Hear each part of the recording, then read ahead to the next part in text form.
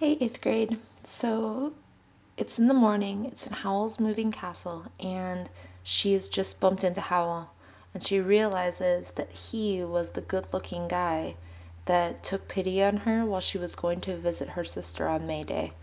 And so she's trying to make sure now that he doesn't know that she was the same girl that he met before, and that she really is just a 90-year-old woman. She says her name is Sophie, Michael said. She came last night. How did she make Calcifer bend down? Said Howl. She bullied me, Calcifer said in a piteous, muffled voice from under the sizzling pan. Not many people can do that, Howl said thoughtfully, and he propped his guitar in the corner and came over to the hearth. The smell of hyacinthus mixed with the smell of bacon as he shoved Sophie firmly aside. Calcifer doesn't like anyone but me to cook on him, he said, kneeling down and wrapping one trailing sleeve around his hand to hold the pan. Pass me 2 more slices of bacon and 6 eggs, please, and tell me why you've come here. Sophie stared at the blue jewel hanging from Howl's ear and passed him egg after egg. Why, I came, young man, she said. It was obvious after what she had seen of the castle. I came because I'm your new cleaning lady, of course. Are you indeed? Howl said, cracking the eggs one-handed and tossing the shells among the logs where Calcifer seemed to be eating them with a lot of snarling and gobbling. Who says you are? I do, said Sophie, and she added piously, I can clean the dirt from this place even if I can't clean you from your wickedness, young man. Howl's not wicked, Michael said. Yes, I am, Howl contradicted him. You forget just how wicked I'm being at the moment, Michael. He jerked his chin at Sophie. If you're so anxious to be of use, my good woman, find some knives and forks and clear the bench. There were tall stools under the workbench. Michael was pulling them out to sit on, and pushing aside all the things on top of it to make room for some knives and forks he had taken from a drawer in the inside of it. Sophie went to help him. She had not expected Howl to welcome her, of course, but he had not even so far agreed to let her stay beyond breakfast. Since Michael did not seem to need help, Sophie shuffled over to her stick and put it slowly and showily in the broom cupboard. When that did not seem to attract Howl's attention, she said, You can take me on for a month's trial if you like. The wizard Howl said nothing but, Plates, please, Michael, and stood up holding the smoking pan. Calcifer sprang up with a roar of relief and blazed high into the chimney. Sophie made another attempt to pin the wizard down. If I'm going to be cleaning here for the next month, she said, I'd like to know where the rest of the castle is. I can only find this one room and the bathroom. To her surprise, both Michael and the wizard roared with laughter. It was not until they had almost finished breakfast that Sophie discovered what had made them laugh. Howl was not only hard to pin down, he seemed to dislike answering any questions at all. Sophie gave up asking him and asked Michael instead. Tell her, said Howl. It will stop her pestering. There isn't any more of the castle, Michael said, except what you've seen and the 2 bedrooms upstairs. What? Sophie exclaimed.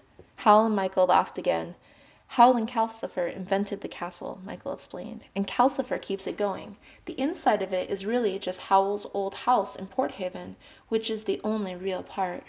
But Port Haven's miles down near the sea, Sophie said.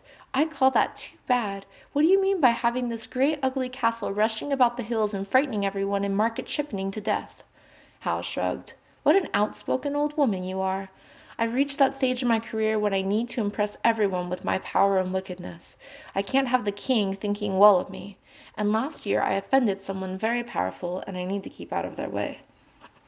It seemed a very funny way to avoid someone, but Sophie supposed wizards had different standards from ordinary people, and she shortly discovered that the castle had other particularities. They had finished eating, and Michael was piling the plates in the slimy sink beside the bench, when there came a loud, hollow knocking at the door. Calcifer blazed up. Kingsbury door! Howl, who was on his way to the bathroom, went to that door instead. There was a square wooden knob above the door, set into the lintel with a dab of paint on each of its 4 sides.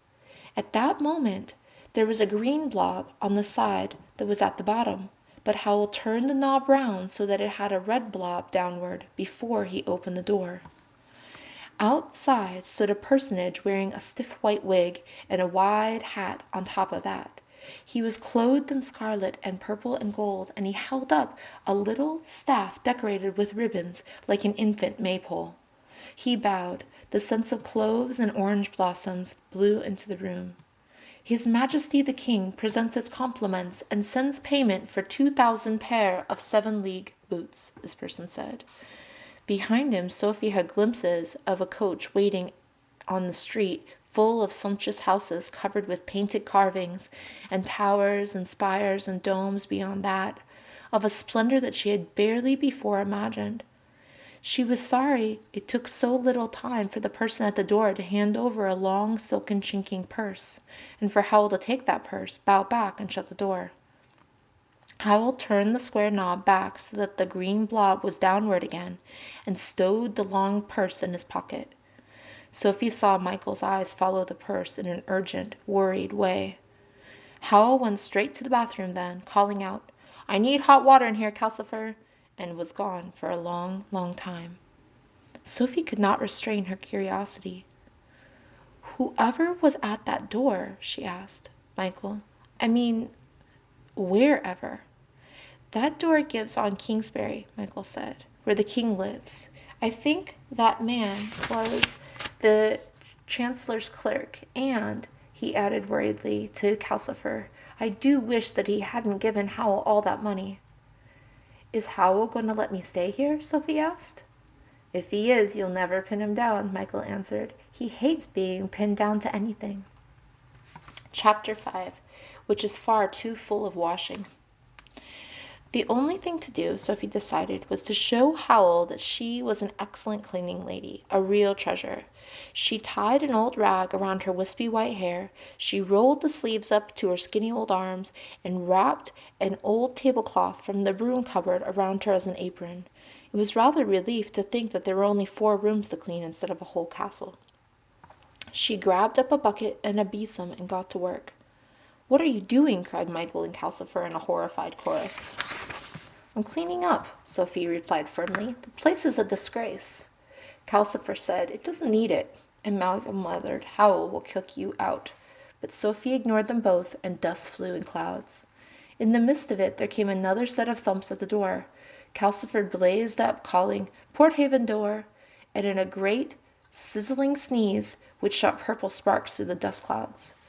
Michael left the workbench and went to the door. Sophie peered through the dust she was raising and saw that this time Michael turned the square knob over the door so the side with the blue blob of the paint on it was downward, and then he opened the door on the street you saw out of the window. A small girl stood there.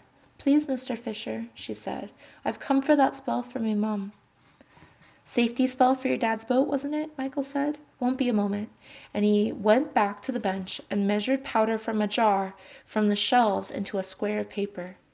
While he was doing it, the little girl peered in at Sophie as curiously as Sophie peered out at her.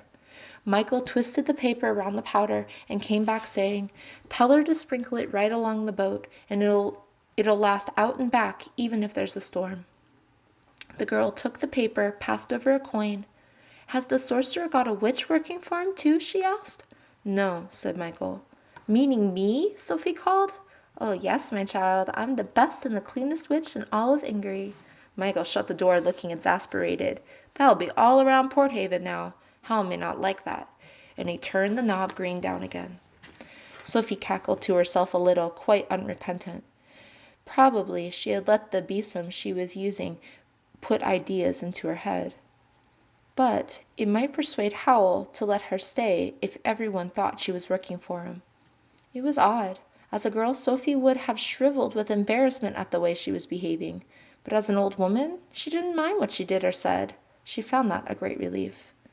She went noisily over as Michael lifted up a stone in the hearth and hid the little girl's coin under it.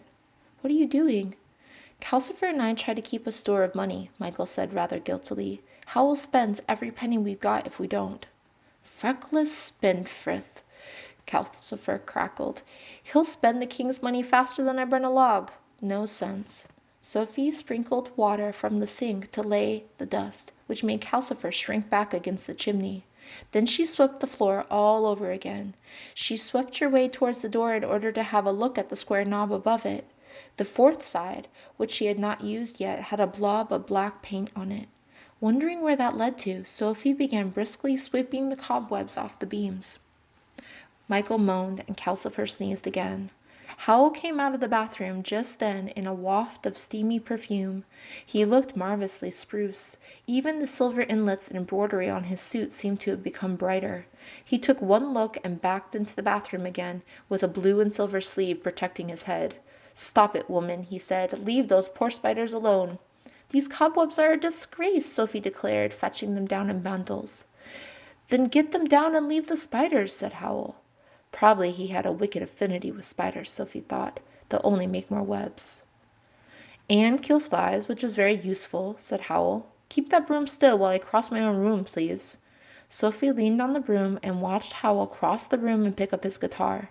As he put his hand on the door latch, she said, "If the red blob leads to Kingsbury and the blue blob goes to Porthaven, where does the black blob take you?"